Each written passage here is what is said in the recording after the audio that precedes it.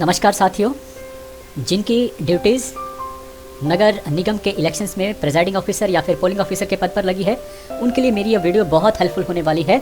मेरी यह video 30 point के ऊपर आधारित है। आशा करता हूँ आप इसको पसंद करेंगे और आपकी ये बहुत हेल्पफुल करने वाली है, ऐसा मैं मानता हूँ। तो सबसे पहले प्रारंभ करते हैं पोलिंग पार्टी। अधिकतर जो है एक प्रेजाइडिंग ऑफिसर और 3 पोलिंग ऑफिसर के साथ ही पार्टी जो बनाई जाती है, अलग अलग जगह के ऊपर अलग अलग इसको अपनाया जाता है। यहाँ पर मैं एक सबसे पहला पॉइंट लेकर आया हूँ कि यदि आप एक परिवार की तरह कार्य करते हैं सारे काम को, एक एक ड्यूटीज़ को, तो आप सक्सेस होते हैं।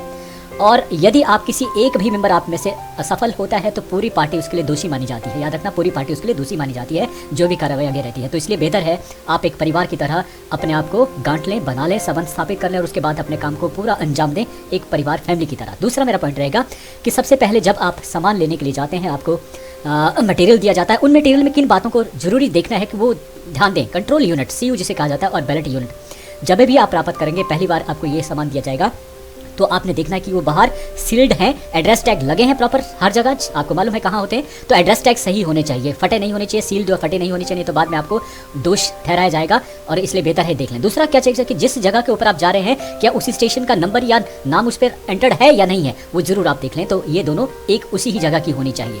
फिर उसके बाद आता है कि रजिस्टर ऑफ वोटर जो फॉर्म नंबर 26A के आधार पर है, क्या उसमें उतने सीरियल नंबर, उतनी संख्या है जितने आपके वहाँ के वोटर हैं, या उससे बहुत कम ना हो, 60 या क्योंकि अधिकतर जो 70% से ऊपर जब वोटिंग आजकल रहती है तो उसी आधार पर आप जरूर देख लें कि वो नंबर ज़्यादा होने चाहिए। फिर वोटर स्लिप भी उतनी ही संख्या में होनी चाहिए। वोटर स्लिप्स जो थर्ड पोलिंग ऑफिसर का, सेकंड पोलिंग ऑफिसर के पास रहेंगी, वो भी आपने जरूर देखना है। Copies of electoral important document है। ये 3 जो है कॉपी रहती है, एक होती है मार्क कॉपी और एक होती है अनमार्क। मार्क मतलब उसके कुछ एक एंट्री को ऊपर जो है वो रेड पेन से काट दिया जाता है, क्योंकि उनको EDC दे दिए गए होते हैं, वो EDC के द्वारा अपने वोट देते हैं, इसलिए उनको पहले काट दिया गया है। इसलिए वो रेड मार्क्स वाली जो कॉपी है एक होगी और दूसरे किसी के ऊपर कोई निशान किसी तरह का नहीं होना चाहिए। तो ये 3 कॉपीज होनी चाहिए। इसके अलावा बैलेट पेपर है, उसमें टेंडर जो वोट है उनके लिए आपको बैलेट पेपर मिलने वाला। बैलेट पेपर हुए कि एक पेपर है जिसके ऊपर उनके नाम और उनके निशान जिस तरह से पहले हुआ करते थे वैसे उनकी संख्या जरूर देख लें, क्योंकि अगर उसके आपको 15 उन्होंने दिए हैं तो क्या देख लेना है अंदर 15 ही हैं, 14 हुए तो आपको पूछा जाएगा एक कहाँ गया, तो ये बड़ा जवाब बन जाता है। तो बेहतर है आप जरूर उनको लेने से पहले उनकी संख्या को जरूर चेक कर लें। इंडेलिबल इंक जो इंपॉर्टेंट है, क्योंकि उसके बगैर आपका इलेक्शन नहीं होने वाला है। तो इस तरह की बहुत सारी चीज़ें हैं जो मैं ये लिस्ट दे रहा हूँ, इस तरह की लिस्ट आपको दी जाएगी, आपने उसको देखना है कि ये सारी चीज़ें आपके लिए बहुत जरूरी है। तीसरा मेरा पॉइंट है कि जो मार्क्ड कॉपी ऑफ इलेक्ट्रोल आपको मिली है 3, एक रेड मार्क्ड है और 2 बिना मार्क की है, वो आइडेंटिकल होनी चाहिए। इट शुड बी आइडेंटिकल, मतलब जिस एरिया में आप जा रहे हैं क्या उसी ही एरिया की है, ऐसा तो नहीं कोई एक जो है वो अलग तरह की, तो आप फिर दिक्कत में आ जाएंगे। चौथा है जो जहां आपको स्टेशन दिया गया है, जिस दिन आपकी वोटिंग है उस दिन से एक दिन पहले वैसे पार्टी से मूव कर जाती है, लेकिन अगर किसी कारणवश आप नहीं हैं तो आपको याद रखना है कि 2 घंटा पहले उस स्टेशन के ऊपर होना आपका अति आवश्यक है। लेकिन मैं ये कह रहा हूँ कि आपने पूरा प्रोग्राम पहले सेट कर लिया है, आपने बूथ भी लगा दिया है, सब कुछ कर लिया, अरेंज कर लिया है, उसके बाद की बात मैं कर रहा हूँ, तो 2 घंटा पहले आपने वहाँ पर पहुँचना है। और यहाँ पर पहुँचते ही आपने क्या करना है, पोलिंग का जो बूथ है उसको सेट करना है इसके हिसाब से। किस तरह से, अगर मान लीजिए जहां आपका पोलिंग स्टेशन है वहां पे 2 आपके डोर हैं, तो आपने एक तरफ को एंट्रेंस बनाना है और एक तरफ को एग्जिट बनाना है। और सीटिंग कैसे रहेगी, जो आपके कैंडिडेट के जो एजेंट हैं वो इस तरह से बैठ सकते हैं, उनको बैठने की आपने इस तरह से तरतीब करनी है।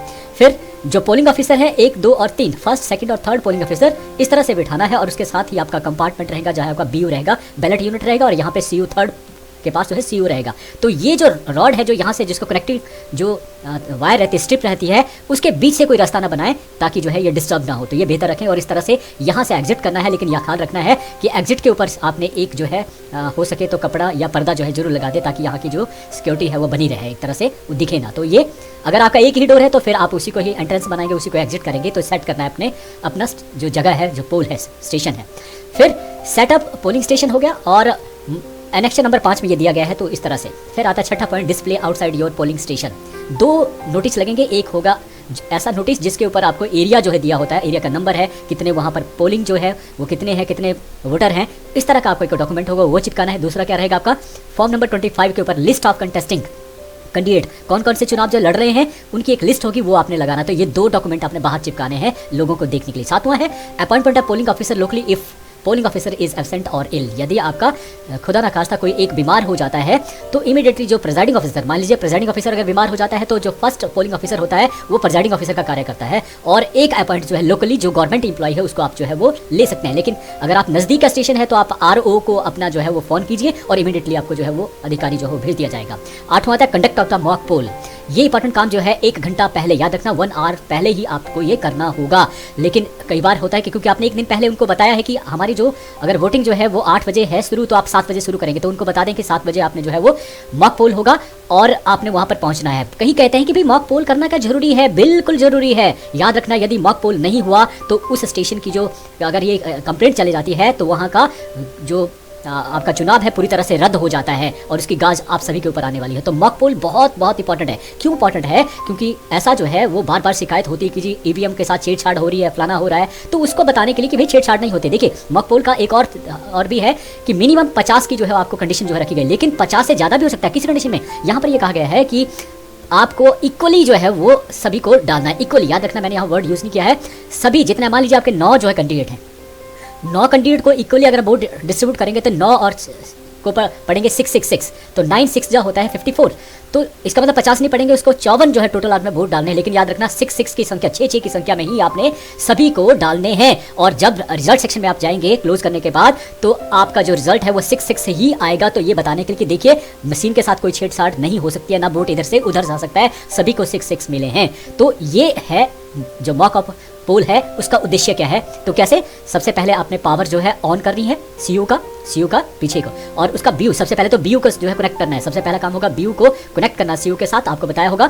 और उसके पश्चात आपने उसको ऑन किया और उसके बाद जो है वो मशीन को आपने उसी जगह एक टेबल के ऊपर रख के जो है हर एजेंट को जो है वो आपने कहना। हाँ, यहाँ पर मैं जो बता देना चाहता हूँ, 1 घंटा पहले जो टाइम था उसमें कहा गया था यदि कोई आया नहीं है आपके सामने, कोई अभी एजेंट या कोई कैंडिडेट भी नहीं है, तो आप वेट करेंगे, ज़्यादा से ज़्यादा 15 मिनट करेंगे और उससे ज़्यादा नहीं, 45 मिनट आपको चाहिए ही चाहिए। तो आपने यदि कोई नहीं आता है, आपके पास मोबाइल्स है, बहुत सारी चीज़ें, आप जो है वो उसकी वीडियो बनाना शुरू कीजिए और बताइए कि यहाँ कोई प्रेजेंट नहीं है, तो हम जो मॉक पोल स्टार्ट कर रहे हैं। और बीच में यदि वो आते हैं आप रोकेंगे नहीं, उनको उसमें शामिल कर लीजिए और इस तरह से आप मॉक पोल जो है वो पूरा कीजिए बिफोर जो टाइम दिया गया है, कब से आपके शुरू से पहले ये सारी चीज़ें खत्म हो जानी चाहिए। उसके बाद याद रखना मॉक पोल का रिजल्ट आपने उनके सामने निकाला और उसके बाद देखा तो उन्होंने देख लिया, सेटिस्फाई हो, उसके बाद आपने उसको क्लियर करना ना भूलें। याद रखना उसको क्लियर करना, उसका जो क्लियर बटन है उसको जरूर कर दें। यदि आपने क्लियर नहीं किया मशीन तो जो 50 या 54 जो वोट है वो भी इंक्लूड हो जाएंगे जो दूसरे वोट के साथ, और इस प्रकार से अब आपका जो चुनाव है वो रद्द हो जाएगा। उस स्थिति में आपको दोषी ठहराया जाएगा। तो इंपॉर्टेंट है क्लियर करना। क्लियर करने के बाद जो है फिर कंडक्ट ऑफ मॉक पोल का एक एनेक्चर है। एनेक्चर ये नंबर जो है बदलते रहते हैं, तो आप जरूर देखिए कि क्या ये मॉक पोल का ही है। तो आपने जो कंडक्ट किया उसका एनेक्चर नंबर 12 में आपने जो है वो उसमें ये डिटेल जो है आपने भरनी है। उसमें पोलिंग ऑफिसर के साइन होंगे, प्रेजाइडिंग के होंगे, या एजेंट जो वहाँ पर होगा या कैंडिडेट होगा, उन सबके सिग्नेचर रहेंगे। तो ये आपने भरना है। मॉक पोल का जो है थोड़ा सा मैं मशीन के द्वारा आपको बता देता हूँ। देखिए ये रिजल्ट सेक्शन का जो डोर है ये वाला जो ही ऊपर वाला जो है बंद रहता है, बैटरी वाला सेक्शन, ये आपका जो खुला रहता है। यहाँ पे इसको खोलने के बाद जो है यहाँ पे क्लोज बटन है, और यहाँ पे अगर इसको खोलेंगे तो यहाँ पर 2 रिजल्ट के बटन है। पहले ही आपका काम वाला, दूसरा आपका काम का नहीं है। और जब इसको पूरी तरह से खोल देंगे तो यहाँ पर एक और बटन होगा जो यहाँ का है, वो है क्लियर बटन। इसके नीचे जो रहेगा, देखिए इस डोर को खोलने के लिए इन दोनों के बीच में उंगली इस तरह से डालनी पड़ती है और इसको अंदर की तरफ प्रेस करना पड़ता है। लॉक होते हैं अंदर, उनको प्रेस करना पड़ता है और फिर ये डोर ओपन होता है। यदि आप इसके साथ जबरदस्ती करेंगे तो ये टूट भी सकता है और फिर मुश्किल हो जाएगा, मशीन आपको रिप्लेस करना पड़ेगी। अब यहाँ पर इसको खोलने के बाद जो इस तरह से जो है ये बटन नीचे नजर आता है, और ये बटन किस का है, ये है क्लियर, जिसकी मैं बात कर रहा हूँ। और ये काम कैसे करती है हमेशा याद रखना, ये बैलेट का बटन है जो बाहर रहता है। जब आप इसको दबाएंगे तभी जो BU में जो बटन है जो डालने के, वोट डालने के, वो काम करेंगे। जब आपने वोट डाल दिए उसके बाद आपने जो है यहाँ पर गए, क्या है यहाँ पर आगे थोड़ा बढ़ते हैं क्योंकि ये सारा प्रोग्राम आगे तक जो है आता है। तो इस तरह से आपने रिजल्ट, ये है जो क्लियर की बात। ये नज़दीक भी है तो आप बताता हूँ। यहाँ के बाद है इसको क्लोज। आपने टोटली 54 जो है वो वोट डाल दिए मॉक पोल में। फिर आप यहाँ पर जाएंगे, यहाँ क्या है क्लोज। क्लोज होने के बाद आप उनको बताइए आप BU में जितना मर्जी जो है वो छेड़छाड़ कीजिए, कोई भी वोट नहीं पड़ने वाला है। तो उसके बाद फिर आप रिजल्ट किया, रिजल्ट अनाउंस देखा आपने बिल्कुल सही है, और उसके बाद आपने क्लियर किया। तो क्लियर करना ना भूलें, ये जरूरी है मॉक पोल के बारे में। फिर उसके बाद जो है फिर हमारा जो काम है जो सीलिंग का है वो शुरू हो जाता है। ये रिजल्ट सेक्शन क्लोज बटन का बताया जा रहा है, तो इसलिए हर एक चीज़ की इंपॉर्टेंस जो है जो मैंने बता दी है वो आपको बता रहा हूँ। अब आता है सीलिंग का काम। अब आपने सीलिंग करना, देखिए ये पहले की मशीन है जहाँ पर 2 स्ट्रिप सील जो है वो लगती थी, लेकिन अब एक ही सील जो है लगती है, ये सीधी ही घुस जाती है और बाहर की तरफ। जब आप इसको ढक्कन को इस तरह से खोलेंगे तो आपकी जो ग्रीन पेपर सील है वो इस तरह से जाएगी और दूसरी साइड को निकल जाएगी, तो ग्रीन वाला पार्ट इस तरह रहेगा। लेकिन जब आप इसका ढक्कन बंद कर देंगे तो व्हाइट वाला पोर्शन जो बाहर की तरफ नजर, लेकिन इससे पहले आपका काम क्या बनता है, अब जो है ग्रीन पेपर की जगह जो है वो कई जगह मैंने देखा है कि कई जगह जो है वो ब्लू पेपर सील भी है, तो वो आपने कंसर्न कर लें कि आपको ब्लू मिल रहा है कि ग्रीन मिल रही है। अब इस सील को जो है में एक काम करना जरूरी है कि सील के ऊपर जो एजेंट बैठे हैं उनके भरोसे के लिए उनको नंबर, यहाँ पर नंबर, इस तरफ को नंबर रहेगा, इस तरफ को नंबर नहीं रहेगा। जब आप डालेंगे तो नंबर यहाँ आना चाहिए, सील का नंबर होता है, तो वो नंबर आपने जो है वो लिखवाना है एजेंट को। पोलिंग ऑफिसर जो होंगे वहाँ पर, पोलिंग ऑफिसर नहीं, एजेंट होंगे या तो फिर कैंडिडेट खुद होगा, उनको नंबर लिखवाएं कि ये सील हम यूज़ कर रहे हैं। और इसी सील के बैक साइड जो व्हाइट वाली साइड है उसके ऊपर साइन जरूर करें, क्योंकि वो चाहते हैं कि ऑथेंटिक हो, उनको लगे कि हाँ हमारे सामने ये किया है। और ये क्योंकि जब आपका रिजल्ट के लिए मशीन जाएगी तो उस दिन वो चेक करेंगे कि ये वही सील है जिसमें हमने सिग्नेचर किया, तो उसके ऊपर सिग्नेचर प्रिजाइडिंग ऑफिसर तो करेगा ही, लेकिन इसमें कैंडिडेट या जो अंदर बैठे होंगे उनके साइन जो है एजेंट के साइन करवाना है। फिर इस स्ट्रिप सील को आपने लगाना है, और लगाने के पश्चात जो है, देखिए इसकी स्थिति में थोड़ा सा आगे आपको बताऊंगा कैसे आपने करना है। फिर एक और आता है, एक स्पेशल टैग आता है। देखिए जब ये डोर जो है, अब आपने जब स्ट्रिप सील ऐसे निकाल दी, आधी आपने इस तरफ को रखना है और आधा आपने इस तरफ को रखना है, लेकिन नंबर आपका इस तरफ को रखना है। अब इसको आप जब क्लोज कर देंगे तो इस तरह से जो है ये क्लोज हो गया, और ये जो इसके डोर के दरवाजे हैं वो बंद हो गए, देखिए इसके इस पेपर सील से। अब जो ये वाला पोर्शन, ये ग्रीन वाला पोर्शन है, याद रखना है ऊपर वाला ग्रीन, जैसे नंबर नजर आ रहा है, यहाँ से ये नंबर आ रहा है, यहाँ ज़्यादा ग्रीन नजर आ रहा है लेकिन यहाँ हल्का ग्रीन नजर आ रहा है, तो ये पेपर सील का फर्क है। तो ये ग्रीन वाला पार्ट ऊपर नंबर आ गया, ऊपर वाला पोर्शन, और इसी तरह से ये नीचे से करेंगे तो ग्रीन वाला। अब यहाँ पर जो है, जब यहाँ पे जो है आपने टैग करना है, धागा बांधने हैं, 2 उसको घंटे लगानी है, और उसके बाद जो है आगे आपको एक जो है स्पेशल टैग दिया होगा, उसको मैं बताऊंगा कि स्पेशल टैग ऐसे जो पेपर का बना होगा, जिसमें इस तरह की विंडो भी ऑलरेडी इसके ऊपर जो है वो नहीं लगेगा पेपर, यहाँ भी छोटा कटा होगा पीस, तो यहाँ पर आपने उसको लगाना है। किस तरह से, ये जो धागा है कम से कम इतना नॉट होनी चाहिए कि ये यहाँ तक पहुँचे। शॉर्ट होगा तो क्या होगा, आप इसके ऊपर ये जो सील होगी वो नहीं लगा पाएंगे, तो बेहतर है धागा इतना लंबा रखिए कि वो वहाँ पर, और इसके नीचे कार्डबोर्ड रखना ना भूलें, सीधे ही मशीन का यूज़ नहीं करना है, मशीन खराब ना हो, इसलिए जो है नीचे ये कार्ड यूज़ किया है ये सील करते हुए। तो ये दूसरा काम करना है कि क्या करना है, टैग आपने लगाना है, ये दूसरा टैग। अभी ये पेपर सील अपने बाहर को वैसे ही रहना देनी है, टैग आपने यहाँ पर लगाना है और इसको सेट हो जाएगा ठीक उसी तरह। अब इसके बाद जो है आपने क्या किया, इस ढक्कन को पूरी तरह से बंद कर दिया, इसको पूरी तरह से बंद कर दिया, और बंद करने के पश्चात, क्योंकि अब हमने टैग लगा दिया अंदर, अब आपने क्या करना है, यहाँ पे एड्रेस टैग, यहाँ पे 2 छेद होंगे आपस में मिलेंगे, यहाँ पर भी आपने एड्रेस टैग लगा देना है और उसके ऊपर जो भी सूचना है वो आपने लिख देनी है। अब आता है दूसरी जो है लंबी जो स्ट्रिप सील होती है, ये ब्लू पेपर सील बहुत लंबी होती है, इसके ऊपर ABCD करके जो लिखा होता है आपने अपनी तरफ जो है इसी तरह से मशीन रखनी है, और यहाँ आप अगर देखेंगे तो इसके ऊपर पहले A आता है, फिर B आता है, C आता है, और लास्ट में टॉप लास्ट वाले में D आता है। उसके ऊपर जो है वो गम लगा होता है, आपने पेपर हटाना और गम होता है। किस तरह से इसको लगाना है वो मैं थोड़ा सा, यहाँ अगर देखेंगे ये ग्रीन पेपर सील है यहाँ पे, तो आपने सबसे पहले यहाँ पे ये पेपर सील को जो है वो रखना। देखिए आगे थोड़ा सा इसकी बहुत सारी है, आप देखेंगे ये मशीन है आपकी ग्रीन पेपर सील जो है वो इस तरह से जो है वो बताइए। ये जो ग्रीन पेपर सील देखिए, अगर यहाँ पे मैं अगर देखूंगा तो ये ग्रीन जो पेपर सील है वो बिल्कुल उल्टा लगा करके लगाया गया, पहले नंबर नहीं होता है इसमें, ग्रीन जो है वो अंदर की तरफ है, जबकि मैंने ये कहा कि ग्रीन जो कहाँ आएगा, बाहर की तरफ आपको आएगा। ग्रीन जो है अंदर की तरफ नहीं रहेगा, व्हाइट अंदर की तरफ रहेगा जहाँ पे साइन रहेंगे, और ग्रीन ऐसे करेंगे तब जो है वहाँ पर ग्रीन आएगा, तो उसके ऊपर नंबर भी रहेगा। अब आपने क्या करना है कि देखिए ए जो लंबी स्ट्रिप सील है, ए पार्ट यहाँ पर रखना है और इसको इधर कर देना है, इसको इधर कर देना है, क्लियर है। जैसे इसको कर दिया, इसने इसको फोल्ड इसलिए किया क्योंकि ये यहाँ से बाहर जा रही है, लंबी है, इसलिए आप इसको फोल्ड भी कर सकते हैं। अब इसके ऊपर जो बी पार्ट है यहाँ गम रहती है, ए के ऊपर भी गम था, ए नीचे से चिपक गया इसके ऊपर, फिर बी जो है इसके ऊपर चिपक जाएगा, बी आएगा और इसके ऊपर चिपक जाएगा, ठीक है, हो गया। इस तरह से पहले ऐसे आया फिर ऐसे आ गया।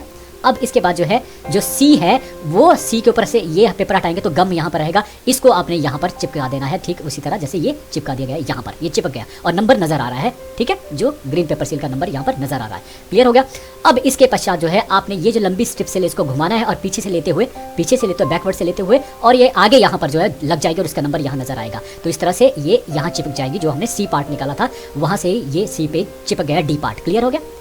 तो सी के ऊपर सॉरी ये सी जो है ऑलरेडी चिपक गया, उसके बाद डी कहाँ आएगा, इसका ही लास्ट में गम होगा, डी पार्ट का पेपर हटाएंगे और ये चिपक जाएगी। तो इस प्रकार ये सीलिंग का काम जो है ये भी सील हो गया और ये भी सील होगी, तो सीलिंग का काम आपका कंप्लीट हुआ।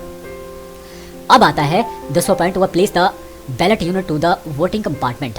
अब आपने क्या करना है कि अब आपके तैयार हो गया सीयू, तो सीयू को आपने थर्ड पोलिंग ऑफिसर के पास रखा और बीयू को आपने कहाँ रख दिया, वोटिंग कंपार्टमेंट। ये वोटिंग कंपार्टमेंट है जहाँ आपने बनाया और इसके ऊपर रख दिया और ये इसके साथ जो है वो टाई पहले ही कर दिया है आपने इसको और तो इस तरह से आपने रख दिया। अब आपका अगला काम क्या है कि जो मार्क्ड कॉपी है जो सेकंड पोलिंग ऑफिसर के पास है, फर्स्ट पोलिंग ऑफिसर के पास मार्क्ड कॉपी ऑफ इलेक्टोरल है, वो दिखाना है कि इसके ऊपर जो पहले मार्क है केवल वही है, इसके अलावा और कुछ भी नहीं है। दूसरा, read out the declarations by the PRO, presiding officer declaration जो है नेक्स्ट नंबर 6 करेगा, जो कमेंसमेंट ऑफ पोल के बारे में है। उसमें बहुत सारी जानकारी दी होगी, तो आपने जो पढ़ के उनका रीड आउट करना है। इसमें क्या है, देखिए इसमें पहला जो पार्ट है और दूसरा पार्ट है वो सेम है। अब पहला पार्ट आपके काम का है, दूसरा पार्ट भी काम का है। किस स्थिति में रहेगा, देखिए ये डिक्लेरेशन है कि मैंने पहले से क्या किया, आपने पहले क्या किया, आपने पहले मॉक पोल किया, उसके बाद आपने उसकी सीलिंग की, तो वही सारी प्रक्रिया जो है जो आपने की उसकी डिक्लेरेशन है ये पार्ट नंबर 1 और पार्ट नंबर 2।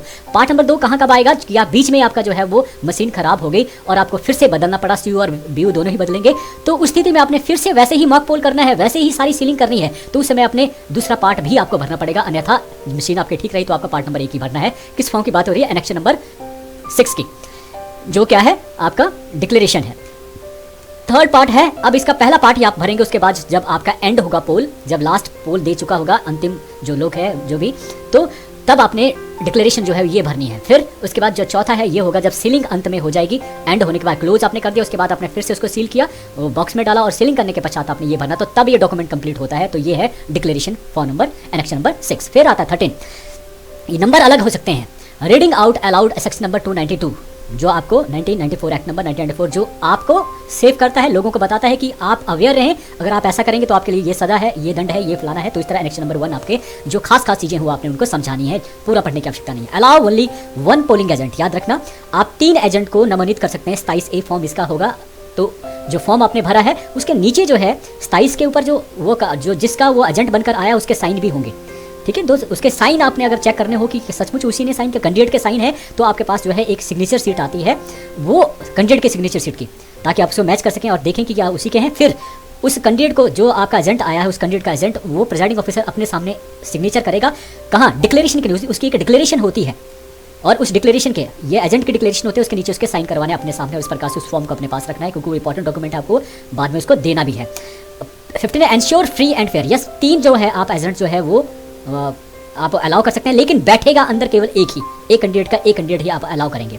उसके अलावा एंश्योर फ्री एंड फेयर पोल, ये बड़ा जरूरी पार्ट है कि मान लीजिए आप ऐसी जगह गए हैं जहाँ आपके मित्र हैं, दोस्त हैं, जानते हैं, तो आप मित्रता को रहने दें, क्योंकि लोग किस नज़रिए से उसको देख पाते हैं, देखिए आप कुछ भी नहीं कर पाएंगे, लेकिन लोग किस नज़रिए से देख पाएं, कैसी शिकायत आपकी जाएगी, तो बेहतर है उस दिन आप रहना दें, दूरियां बनाए रखें और सबके साथ बराबर का व्यवहार करें, फ्री एंड फेयर पोल करें, ये जरूरी है। 16वां है कन्वेंसिंग विद 100 मीटर, ये जरूरी है कि 100 मीटर हैं, हम केवल फ्रंट को देखते हैं, जिस जगह का बूथ है वो फ्रंट देखते हैं और साइड या पीछे के बैकवर्ड एरिया हम छोड़ देते हैं। तो ये 100 मीटर सराउंडिंग पड़ता है, याद रखना सराउंडिंग 100 मीटर, वहाँ पर किसी भी तरह की कन्वेंसिंग नहीं होनी चाहिए, और ना ही कि कोई ऐसा डॉक्यूमेंट वहाँ पे चिपका होना चाहिए जिसके ऊपर उनकी जो है वो पॉपुलरिटी हो रही हो या कन्वेंसिंग हो रही हो, तो ऐसी चीज़ें वहाँ पर नहीं होनी चाहिए। या कोई अंदर व्यक्ति जो है कोई पटका लेकर आया है या कोई बैच लगा कर आया 100 मीटर के अंदर, तो वो ऑफेंस माना जाता है।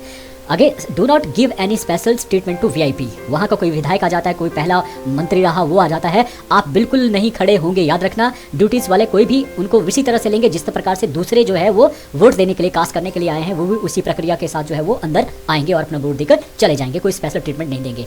फिर आता है persons entitled to enter the polling station, कौन कौन से लोग हैं जो एंटाइटल्ड है, जो अंदर आ सकते हैं, तो पोलिंग ऑफिसर है, आप लोग हैं, ईच कैंडिडेट के जो एजेंट नॉमिनेट किए हैं या कैंडिडेट है वो खुद आ सकता है, person authorised by the state election commission ने किए होंगे, उनके पास आइडेंटिटी कार्ड होंगे, पब्लिक सर्वेंट्स होंगे, ऑब्जर्वर होंगे, या वो माँ जिसका छोटा सा बच्चा है वो हाथ में गोद में बेटा लिया है, तो वो भी अपने बच्चे के साथ एंटर हो सकती है। उसके बाद अकम्पनिंग अ ब्लाइंड और इन्फर्म वोटर्स, ऐसे व्यक्ति जो बहुत कमजोर हैं, जो किसी कंपेनियन के साथ है, तो कंपेनियन भी अंदर आ सकता है, उसकी कंडीशन है मैं बाद में आपको बताऊंगा। Such other person you may from time to time admit for the purpose of the identifying voters, ये भी आ सकते हैं, तो ये है जो अंदर परमिटेड किए जा सकते हैं। फिर आता है 18 duties of the polling officer, very important part है, पहले से समझना है।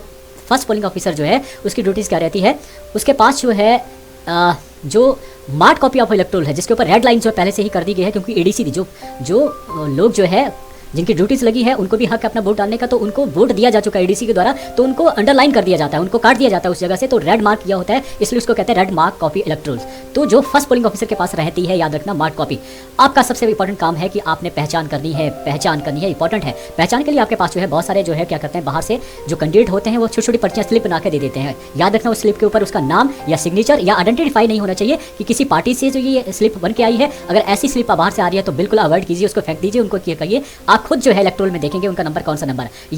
यदि कोई व्हाइट पेपर के ऊपर उसका सीरियल नंबर लेकर जो है आपके पास पहुंच रहा है तो आपके लिए हेल्पफुल है। आप सीधे ही अपने इलेक्ट्रोल में जाएंगे, 5 नंबर है तो 5 नंबर पे ही आपका जो है वो पहुंच जाएगा। तो इस तरह से आपके लिए ईजी हो जाएगा। इस तरह की स्लिप आप जो ले सकते हैं। तो एक आइडेंटिटी आपने करना है। देखिए ये क्या तरीका है, मेल के लिए आपने जो है उसका नाम अंडरलाइन करना है, रेड पेन याद रखना, रेड पेन, और जो फीमेल होंगी उनको टिक करना है और अंडरलाइन भी करना है। दोनों चीजें आपने करनी है। फीमेल के लिए टिक और रेड, उनका रेड अंडरलाइन करना है नेम, ये 2 चीजें, और मेल के लिए केवल नाम।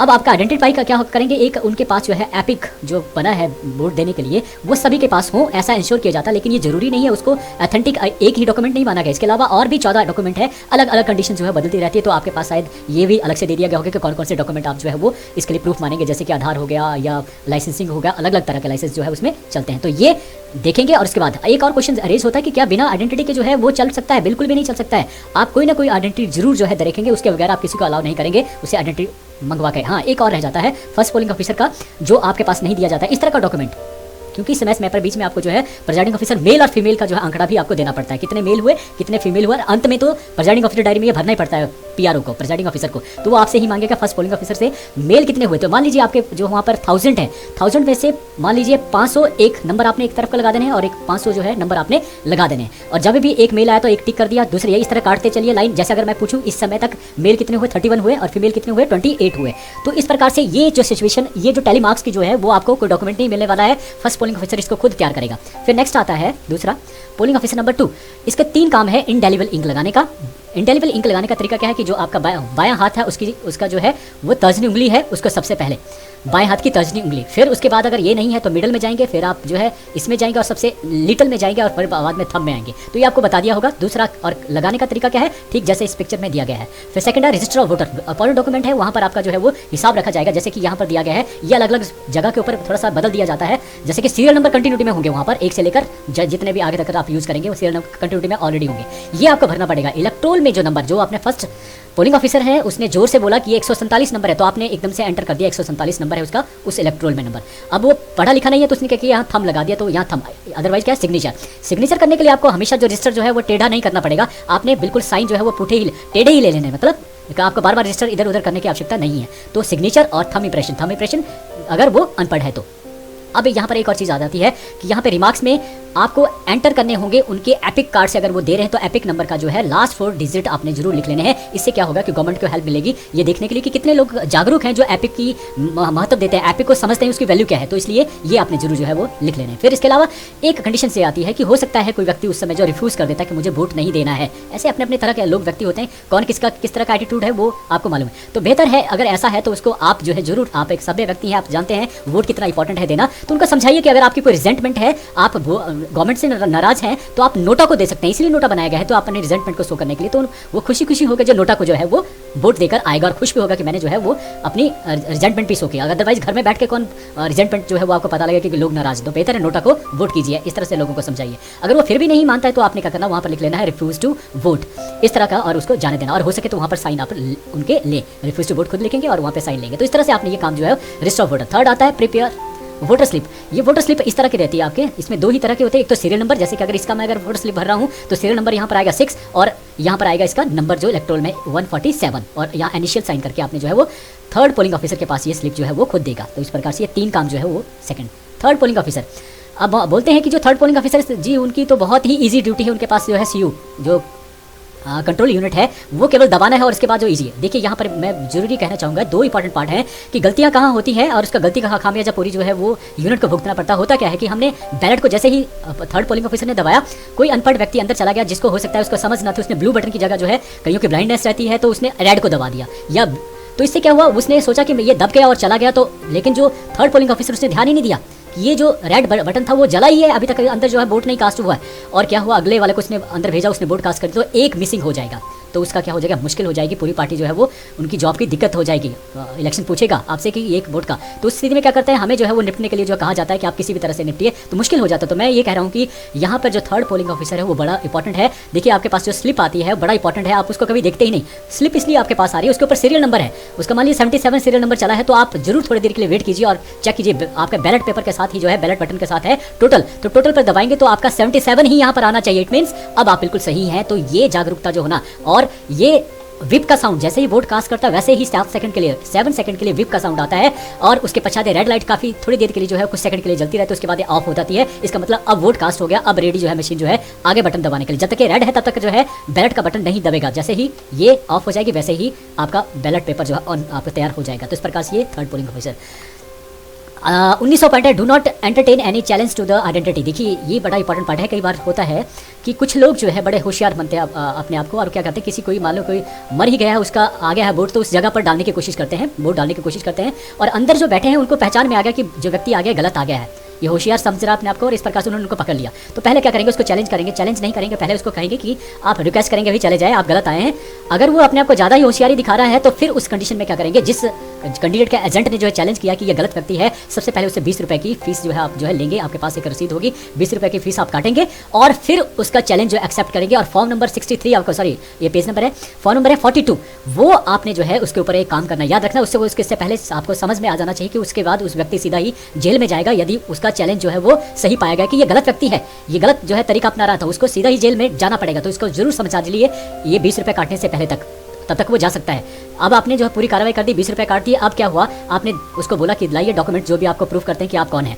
अगर वो सही पाया जाता है कि अगर वो बिल्कुल सही व्यक्ति है कि जो अपनी जगह ही वोट डालने के लिए आया है, तो वो चैलेंज जो है गलत पाया जाएगा और इस प्रकार से 20 रुपये जो है वो इलेक्शन कमीशन को चले जाएंगे और वो वोट डाल के चलाएगा। अगर मान लो वो गलत है तो स्थिति में क्या है, 20 रुपये उसको वापस चले जाएंगे जिसने चैलेंज किया था। आप वापस करेंगे उसको 20 रुपये, क्योंकि उसका चैलेंज बिल्कुल सही पाया गया। और वो जो व्यक्ति था जो गलत आया था उसको आप सीधे ही जो जेल में भेजेंगे, पुलिस को थाने को फोन करेंगे और इस प्रकार से जो आपके साथ सिक्योरिटी मेंबर है वो उनकी कार्रवाई आगे की रह जाती है। फिर आता है आगे का 20वां पॉइंट, वो है ब्लाइंड एंड इन्फॉर्म्ड वोटर। ऐसे व्यक्ति जो खुद ब खुद वोट नहीं डाल सकते हैं कि कोई ब्लाइंड है या किसी इतने कमजोर है, तो उन व्यक्तियों के लिए जो है वो कंपेनियन के लिए जरूरी होता है। तो कंपेनियन क्या होता है कि आजकल जो है जो कैंडिडेट हैं या जो उनके एजेंट हैं जो या पार्टी से संबंधित व्यक्ति हैं वही आना शुरू कर देते हैं। ख्याल रखिए किसी भी तरह का इस तरह का व्यक्ति, हाँ उनके जो रिलेटिव्स हैं या कोई और है जो उनकी हेल्प के लिए तैयार हैं बिना कोई पार्टी के इन्फ्लुएंसेस से, तो बेहतर है उनकी ये जरूर दो चीज़ें, एक तो है 18 साल का वो होना चाहिए, जो कंपेनियन की बात मैं यहाँ पे कर रहा हूँ कि 18 साल से कम उम्र का कोई कंपेनियन नहीं बन सकता है। दूसरा, एक ही व्यक्ति सभी के लिए नहीं हो सकता, केवल कंपेनियन एक ही बार बनेगा, याद रखना है। बहुत सारे ऐसे होते हैं जो एक बार आ गया दूसरी बार फिर से कंपेनियन बन के आ जाएंगे, बिल्कुल भी नहीं। आपने एक बार एक ही को अलाउ करना है और फॉर्म नंबर 39 को आपने जरूर भरना है। ये 39 फॉर्म क्या है, यह कंपेनियन की एज के बारे में संबंधित, कौन है कंपेनियन, नाम उसकी एज से संबंधित। और फॉर्म नंबर 40 है कि जितने भी आएंगे, अब एक नहीं आएंगे, हो सकता है ऐसे इस तरह के लोग कहीं आएंगे, तो उसमें सीरियल नंबर भी आएगा, उनका नाम भी आएगा और उनका जो है डॉक्यूमेंट आपने कंप्लीट करना है फॉर्म नंबर 40 के ऊपर। तो ये आपने जरूर 2 डॉक्यूमेंट भरने हैं। अब यहाँ पर होता है कि पीआरओ समझता है कि मुझे डॉक्यूमेंट क्यों भरूं, कई बार होता है कि आइए जी भरिए और वोट दीजिए और चले जाइए। इन द मेन टाइम क्या हुआ कि ऑब्जर्वर कोई बाहर आ गया और उसने पूछा कि अभी जो ब्लाइंड वोटर गया कंपेनियन के साथ, प्लीज उनका बताए डाटा कहाँ लिखा आपने, तो उस स्थिति में आप जो है वो दिक्कत में आ जाएंगे। तो बेहतर ये थोड़ा सा कार्रवाई होती है, इसको कर लीजिए और फिर इसको जाने दीजिए। 21वां पॉइंट है कि do not press or compel any elector to vote if he decide not to vote. अगर वो नहीं देना चाहता है भाई तो उसको मत दीजिए, हाँ कोशिश कीजिए कि उसको मना सके। और यदि वो सपोज अगर मान लीजिए आपने मशीन जो है तैयार कर लीजिए, मतलब थर्ड पोलिंग ऑफिसर ने कमांड दे दी है, बैलेट बटन जो है दब गया है और उसके पश्चात जो है वो कहता कि मुझे नहीं डालना है, उस स्थिति में आप कैसे निपटेंगे। तो याद रखिए आपने क्या करना है, अगला जो वोटर होगा उसको जाने का इजाजत देंगे। लेकिन कई बार ऐसा होता है कि अगले वाला वोटर ही नहीं है और आपने क्या करना है कि उस स्थिति में जो है सीयू है उसको ऑफ करना है और जब अगला जो है तैयार होगा तब आपने उसको ऑन करना है और फिर वो आगे। लेकिन याद रखना है अभी आपका बैलेट जो है वो दबाने की आवश्यकता नहीं है, वो ऑन है, अभी तक जो है वोट उसमें है, आप कास्ट करेंगे उसके बाद ही अगला वोट। अगर यही स्थिति मान लीजिए कि अंतिम वोटर है वो, कि सबसे लास्ट वाला है, उसके बाद देने वाला कोई नहीं है, तो उस स्थिति में क्या करेंगे, आपने ऑफ किया सीयू को, उसके पश्चात बीयू का जो है स्ट्रिप है उसको हटा दिया, सीयू से निकाल दिया, उसके पश्चात जब आप उसको ऑन करेंगे तो ऑटोमेटिकली जो वोट हमने दबाया था बैलेट वो खत्म हो जाएगा, उस स्थिति में वो इरेज हो जाएगा। तो ये स्थिति निपटने की है। फिर आता है 22वां, in case of use tender ballot paper. देखिए टेंडर बैलेट पेपर क्या है कि गलती जो है फर्स्ट पोलिंग ऑफिसर ने कर दी आइडेंटिटी करने में और गलती से उसकी जगह के ऊपर कोई दूसरा जो है वो वोट कास्ट करके चला गया।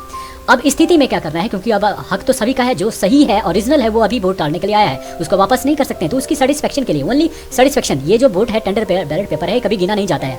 तो उस स्थिति में क्या होता है कि टेंडर बैलेट पेपर आपको दिया गया है, बैलेट पेपर दिया गया पेपर में आपको, तो उसमें आपने एक क्रॉस मार्क जो है आपके पास स्टैंप भी दी गई होगी, तो उसमें कैंडिडेट के ऊपर जो है वो अपनी मोहर लगाएगा, कंपार्ट में जाएगा, मोहर में लगाएगा और उसको जो है फिर बंद करके जो है आपके पास देगा। लेकिन ये प्रिजाइडिंग ऑफिसर के पास जाएगा सीधा ही, याद रखें प्रिजाइडिंग ऑफिसर आपके पास एक जो है लिफाफा रहेगा जिसमें 2 तरह की चीज़ें जो है वो, एक तो फॉर्म नंबर 41 होगा उसका भरना पड़ेगा पड़ेगा आपका फॉर्म नंबर 41 में क्या होगा, उसकी सारे उससे संबंधित जो रजिस्टर में आपने करना, याद रखना है जो फर्स्ट पोलिंग ऑफिसर है वो रजिस्टर में उसका नाम कहीं भी एंटर नहीं करेगा क्योंकि उसके ऊपर एंटर हो चुका है। तो जो प्रिजाइडिंग ऑफिसर उसको 41 फॉर्म में उसका एंट्री जो है करेगा, लिखेगा, उसका सारा जो सीरियल नंबर भी लिखेगा, सब कुछ करेगा और इस प्रकार से, और उसका जो वोट है उस लिफाफे में ही ये दोनों चीज़ें डाल देंगे। एक चीज़ और क्वेरीज आती है कि क्या एक ही लिफाफे में सारे जो टेंडर बैलेट पेपर डालना है, बिल्कुल डालना है, उसी में ही डालनी है और उसी में ही फॉर्म नंबर 41 भी डालना है, बाद में डाक तैयार आपको इसी तरह से करनी है।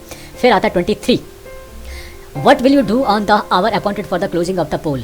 अगर अब आप देखिए, अब थोड़ा सा जो है कोविड का टाइम है तो बेहतर है, मान लीजिए 4 बजे तक का टाइम जो है पोलिंग का है, 4 बजे के बाद अभी 11 बंदे और बाहर जो लाइन में खड़े हैं, तो आप क्या करेंगे, जो प्रिजाइडिंग ऑफिसर है वो 11 स्लिप बनाएगा अपने, आपके ही हैंडबुक में दी गई है कि किस प्रकार की स्लिप हो रहेंगी, आपने उनको नंबर देने हैं 1 2 3 4 करके और 11 आपने पर्चियां बनानी है। लेकिन आपके उनको जब नंबर जब देंगे बाहर, जब स्लिप आप उनको देंगे तो आपने एक से शुरू नहीं करना है, आपने पीछे की तरफ से जाएंगे और पीछे को आपने सबसे पहले 1 नंबर देना, जो सबसे लास्ट में खड़ा उसको 1 नंबर, फिर आगे की तरफ 2 3 4 करके, और जो डोर के पास होगा वो 11 नंबर आएगा। तो ऐसी स्थिति में क्या होगा, फिर 11 आएगा, फिर 10 आएगा, 9 आएगा और लास्ट में 1 आएगा। 1 के बाद जितना मर्जी खड़े होंगे, आपने किसी को अलाउ नहीं करना, याद रखना है किसी को अलाउ नहीं करना है। अगर आपने 1 को अलाउ कर दिया, कोई दूसरा बोलेगा तो फिर आपकी जो है फिर मुश्किल हो जाएगा कि आप क्या जवाब देंगे, तो बेहतर है ऐसा ना करें। फिर अब कोविड का टाइम है तो आपने याद करना है, आपको ये भी कहा गया है कि कोविड वाले भी आपके उसमें जो पेशेंट है वो भी वोट डालने के लिए आ सकते हैं, उसकी इन्फॉर्मेशन पहले ही आपके पास होंगी। तो इस स्थिति में आपने पहले कोविड को ना लेकर जो पॉजिटिव हैं उनसे पहले अपने क्वारंटाइन को सबसे पहले करना है। पहले तो वो व्यक्ति जो नहीं थे, ना क्वारंटाइन थे ना कोविड थे, उनको दिया, वो एंड कर लिए सारे के सारे। उसके बाद आप आए क्वारंटाइन के ऊपर और उसके बाद आप आए कोविड के लिए। कोविड के लिए जो पॉजिटिव है उनके लिए जो स्वास्थ्य कर्मी आपके पास है वो हेल्प करेंगे, वही आपका नंबर भी लिखवाएंगे। याद रखना, जो फर्स्ट पोलिंग ऑफिसर है वो रजिस्टर ऑफ वोटर के ऊपर उनके साइन नहीं लेंगे, लेकिन उनका नंबर जरूर जो है मेंशन करेंगे और उसके आगे आप लिखेंगे कोविड पॉजिटिव पेशेंट लिखेंगे और इस प्रकार से ये आपका कंप्लीट हो जाएगा। तो इन्फॉर्मेशन उसकी, और कोई भी किसी प्रकार का निशान आपने नहीं लगाना है, मतलब जो सेकंड पोलिंग ऑफिसर निशान नहीं लगाएगा। और जो आपको दिशा निर्देश के अनुसार जो है उस स्थिति में उसका जो है आपने वोट लेना है, किस तरह से आपको बताया गया वो आपने करना है। फिर आता 24, at the end of the poll. अब क्लोज हो गया पूरी तरह से, तो आपने क्या करना है, इसकी विंडो यहाँ से हटानी है, ब्लैक होगी और इसके अंदर ही नीचे जो है वो क्लोज लिखा होगा, बटन है, उसको आपने दबाना है और जैसे ही आप ये दबाएंगे वैसे ही ये साउंड भी देगा और आपका लिखा भी होगा एंड ऑफ द पोल। अब आप उसको बैलेट का यूनिट जो है, BU का यूनिट जो है सेपरेट कर लेंगे और इस प्रकार से C और BU अलग कर लेंगे। ये एंड ऑफ द क्लोज हो गया और ये सारी प्रक्रिया अब जो है एजेंट जो है आपके अंदर रहेंगे, उनके सामने ही आपने करनी है। Prepare account of vote of, ये देखिए ये बड़ा इंपॉर्टेंट डॉक्यूमेंट है, कई जगह 43A है और कई जगह 31A भी कहा जाता है इसको। ये क्या है, अकाउंट ऑफ वोट, और इसमें जो सील है उनका अकाउंट भी रहता है, तो ये पेपर सील अकाउंट भी इसको कई बार कहा जाता है डॉक्यूमेंट को। तो ये इसकी आपको डुप्लीकेट्स कॉपियाँ बहुत सारी निकालना पड़ेंगी क्योंकि इसका एजेंट आपसे मांग सकते हैं, अलग अलग एजेंट आपसे एक कॉपी जो मांग सकते हैं, जिसके ऊपर रिकॉर्ड होता है कितने वोट पड़े, कितना जो है परसेंटेज रहा वोट का, क्या पेपर सील आपने यूज़ करी, ये सारा इसमें रहता है। तो ये आपको एक कॉपी देना भी पड़ेगी और 2 कॉपी आपने खुद भी बनानी है इसकी। 2 कॉपी अपने के लिए रिकॉर्ड के लिए भी होंगी, कहाँ होंगी आगे बताएंगे। Put the power switch off, ये जरूर जो है मशीन को CU को पीछे की तरफ से यहाँ से स्विच ऑफ जरूर कर दें, क्योंकि स्विच ऑफ करने से जो है आगे की जो प्रक्रिया जब रिजल्ट होगा उसके लिए जो बैटरी हो उसका बैकअप बना रहेगा, नहीं तो मुश्किल पड़ जाएगी। फिर आता है 27वां पॉइंट, केवल 3 पॉइंट और बचते हैं। Keep the CU and BU in their respective carrying cases and seal. अब ये इनके जो है कैरी बैग हैं जिसके अंदर आपको इनको डालना है, लेकिन उस स्थिति में जैसे जिस स्थिति में आपने इनको निकाला था, अगर उससे विपरीत स्थिति में करेंगे तो ये अंदर फिट नहीं होंगे, तो बेहतर है आपने उसको तरीके से अंदर डाल देना है। और इसके बाद आपने इनके कॉर्नर के ऊपर जो एड्रेस टैग होंगे, यहाँ CU का अलग से होगा, BU का अलग से होगा, तो इस कॉर्नर के ऊपर आपने ऊपर और उनके ऊपर भी सिग्नेचर जो है सभी जो आपके कैंडिडेट के होंगे या कैंडिडेट होगा एजेंट उनके साइन ले लेने हैं। तो ये दोनों को सीलिंग करने के पश्चात ये 27वां पॉइंट। अब आता है सबसे इंपॉर्टेंट, वो है 28, ceiling of the election paper, जो प्रिजाइडिंग ऑफिसर का सबसे इंपॉर्टेंट काम है। अलग जगह के ऊपर वैसे पूरे भारत में एक ही तरह की स्थिति रहती है, लेकिन फिर भी आपने देख लेना स्टैच्यूरी कवर। स्टैच्यूरी कवर का मतलब है कि सारे सील्ड होंगे और वेरी वेरी इंपॉर्टेंट डॉक्यूमेंट है, याद रखना है। पहला डॉक्यूमेंट जो आप इसमें डालेंगे, एक बड़ा लिफाफा होगा, उसके ऊपर ये रहेगी 5 डॉक्यूमेंट, कौन कौन से उसमें रहेंगे, ऐसे एक एक करके आपने जो है वो 5 लिफाफे बनाने छोटे वाले। पहले आएगा मार्क कॉपी ऑफ इलेक्टोरल, जो मार्क जो फर्स्ट पोलिंग ऑफिसर के पास थी, वो आपने जो मार्क कॉपी जिसके ऊपर आपने टिक किया है लेडीज़ को और अंडरलाइन किया है, वो वाली कॉपी आपने यहाँ डालनी है और उसको सील कर देना है। मिनिमम 3 जगह से सील इस तरह से होनी चाहिए, तो एक डॉक्यूमेंट। दूसरा द रजिस्टर ऑफ वोटर, ये 26 फॉर्म है और ये पोलिंग ऑफिसर नंबर 2 के पास ये रजिस्टर था जिसके ऊपर आपने एंट्री करी, ये दूसरा रहेगा। तीसरा वोटर स्लिप, जो तीसरे पोलिंग ऑफिसर के पास चली जाती है, ये स्लिप आपने 50-50 की गड्डी में आपने सीरियल वाइज जो रखी थी उनको किसी एक लिफाफे में जो उससे संबंधित है वोटर स्लिप से उसमें डाला, ये थर्ड। चौथा है अनयूज्ड टेंडर बैलेट पेपर, जिनको आपने यूज़ नहीं किया तो वो एक लिफाफे में डालनी है। अगर आपने कोई भी यूज़ नहीं किया तो सारी के सारी उसी में डाल दीजिए, और चौथा डॉक्यूमेंट। फिर आता है 5वां, जो आपने यूज टेंडर, इन्हीं टेंडर बैलेट पेपर में से जो आपने यूज़ किया था और जिसमें फॉर्म नंबर 41 भी था, वो वाला लिफाफा जो 5 होगा। लेकिन अगर आपने अनयूज्ड है सारी की सारी, कोई यूज़ नहीं करेंगे, तो फिर भी आपने एक लिफाफा बनाना है जिसमें आप नील करेंगे और फॉर्म भी उसमें टेंडर बैलेट पेपर तो नहीं होगा, लेकिन फॉर्म नंबर 41 होगा, नील उसमें लिखा होगा। इस प्रकार से 5वां लिफाफा ये होगा, ये 5वां लिफाफा अपने इसमें डालने हैं और इस तरह से ये सील बंद कर देना है। तो ये होगा आपका सीलबंद लिफाफा स्टैच्यूरी कवरिंग। फिर सेकंड आता है वो है जिसमें 11 आइटम रहेगी नॉन स्टैच्यूरी, ये सील करने की आवश्यकता नहीं है, इसलिए नॉन स्टैच्यूरी इसको कहा जाता है। पहला क्या होगा, 2 कॉपीज ऑफ अदर इलेक्ट्रोल, जो रेड मार्क के अलावा है वो दोनों कॉपियां एक लिफाफे में। दूसरा, द अपॉइंटमेंट ऑफ लेटर्स, जो 27 फॉर्म नंबर 27 में अपने एजेंट जो नॉमिनेट किए थे उनके जो फॉर्म आपने लिए हैं उन फॉर्म को उसमें डालेंगे। दूसरा, तीसरा, द इलेक्शन ड्यूटी सर्टिफिकेट्स आपको होंगे वो आपने डालना। तीसरा, the list of the challenged vote, अगर कोई चैलेंज हुआ है तो 42, अगर नहीं हुआ तब भी आप नील करके जो उसको, लेकिन अगर आपका हुआ है कि इस तरह चैलेंज का तो वो आपने सील करके, अब वो वेरी इंपॉर्टेंट हो गया, अब उसको सजा है कई तरह की तो वो इंपॉर्टेंट डॉक्यूमेंट बन गया तो उसको सील करके आपने भेजना है। The list of the blind inform voters, यह है फॉर्म नंबर 40 और 39, ये भी आपने एक लिफाफा बनाना है। फिर डिक्लेरेशन, एक लिफाफे में डालेंगे दोनों ही चीजें। The declaration of obtain from the age से संबंधित, कई जो है मान लगता है कि एज जो है कम है और आप उसको चैलेंज कर देते हैं, फिर वो अपना कोई डॉक्यूमेंट लेकर आता है और फिर बताता है कि नहीं 12 साल उसकी, सॉरी 18 साल उसकी हो गई है, तो इस तरह का एक जो है रहता है। अगर वो नील है तो आप नील करके जो है लिफाफे में डालना। फिर रिजल्ट बुक और कैश बुक जो आपको दी गई थी चैलेंज के लिए, जो कैश बुक दी गई थी वो आपने जो है एक लिफाफे में डालनी है। और इसके अलावा 8वां पॉइंट रहेगा unused and damage green pepper seal, जो ग्रीन पेपर सील आपने एक यूज करी और बाकी जो रह गई हैं वो आपने अनयूज, और अनयूज वोटर स्लिप अगर आपके पास है तो वो आपने डालनी है। Unused and damage paper seal है और 11वें है unused and damage strip seal. ये आपके 11 डॉक्यूमेंट्स बनेंगे अलग अलग लिफाफे में, और एक नॉन स्टैच्यूरी कवर जो जिसमें आपने 11 आइटम डाल देनी है। फिर आता थर्ड पैकेट्स में 6 आइटम रहेंगी। हैंडबुक जो आपको दी गई है प्रेजाइडिंग ऑफिसर को वो आपने डालना। मैनुअल इलेक्ट्रॉनिक जो मशीन है ईवीएम उसका जो है मैनुअल रहता है वो आपने डालनी है। तीसरा है इंडेलिबल इंक, अगर बच गई है, वैक्स बच गई है तो वो उसमें डालनी है। इसका कोई लिफाफे नहीं होंगे, सीधे ही आपने उसे इस लिफाफे में डालनी है, थर्ड लिफाफे में। सेल्फ इंकिंग पैड जो आपको दिया वो डालना है। मेटल सील जो आपको प्रेजाइडिंग ऑफिसर के लिए दी गई वो डालनी है। एरो क्रॉस मार्क रबड़ स्टैंप जो आपने टेंडर के लिए यूज करी थी वो आपने वहाँ पर डालनी है। तो ये 5 के 5 जो है, सॉरी 6 के 6 जो आइटम है आपने उस लिफाफे में डालकर बंद करके देनी है। फिर फोर्थ पैकेट होगा, जितना भी अदर मटेरियल होगा, हो सकता है कोविड से संबंधित आपको कोई चीज़ें दी गई है जिसमें थर्मल स्कैनर सबसे इंपॉर्टेंट होता है, वो चीज़ डाल के देनी है। इसके अलावा वोटिंग कंपार्टमेंट, ये सारी चीज़ें देने के बाद ही आपको जो है वो क्लियरेंस शीट आपको दी जाएगी और उसके बाद ही आपको फिर वहाँ ड्यूटी से आपको क्लियर किया जाएगा, आपको जो है वहाँ से ड्यूटी से हटा दिया जाएगा। तो इस प्रकार से आपको क्लियरेंस मिल जाएगी। तो ये सारा काम करने के पश्चात एक और चीज़ जो है इंपॉर्टेंट पार्ट है वो 29 पार्ट क्या है कि सीयू को जब आप कर देंगे, सील कर देंगे, उसके पश्चात 3 डॉक्यूमेंट उसके साथ लगेंगे, बाहर टैग होंगे। पहला लिखा है अकाउंट ऑफ वोट रिकॉर्ड, ये है 43A फॉर्म होगा जो आपने डुप्लीकेट में अपने एजेंट को भी दिया था, उसकी एक कॉपी आपने यहाँ पे सील बंद लिफाफे में एक। फिर दूसरा क्या है प्रिपेयरिंग ऑफ द डिक्लेरेशन, जो जिसमें 4 पार्ट थे वो वाला डिक्लेरेशन पार्ट आपने जो है वो एक कॉपी उसकी बनानी है सील बंद लिफाफे में। और तीसरा प्रेजाइडिंग ऑफिसर डायरी जो रहेगी वो एनेक्शन नंबर जो है 12 है, ये भी इसी में तीनों के तीनों 3 लिफाफे आपने बनाने हैं सील्ड लिफाफे, और ये आपने टैग करने हैं मशीन के साथ, सीयू के साथ जो है आपने टैग करके उसके साथ, क्योंकि जब सीयू डिपॉजिट करेंगे तो तीन जो लिफाफे हैं उसके साथ लटके होने चाहिए सील बंद करके, तो तब वो एक्सेप्ट करेंगे उस चीज़ को। तो इस तरह से अब आपका जो काम है, एक और ख्याल रखें कि जब भी आप ये चीज़ लेकर जाएं तो आप बिल्कुल सेफ होकर जाएं। आपकी जो आपके साथ जो सिक्योरिटी के पर्सन हैं वो आपके साथ रहने चाहिए, और जल्दी से आप जितना जल्दी हो सके मशीनों को डिपॉजिट करवाएं, ये बहुत ज़रूरी हो गया है। और अगर कोविड का टाइम है तो आप ज़रूर कोविड का जो जितना भी गाइडलाइन दी गई उनको ज़रूर फॉलो करें। ये 30वां पॉइंट है। तो इस प्रकार से आपका जो सक्सेस है वो आपके एफर्ट्स के ऊपर निर्भर करती है, और आप बेस्ट एफर्ट कीजिए। मेरी जो हेल्प थी वो मैंने आपकी कर दी है। आप अगर आपको अच्छा लगा होगा तो आपने ज़रूर मुझे लाइक करें। आपने बड़े ध्यान से सुना, उसके लिए आपका बहुत बहुत धन्यवाद। Thank you.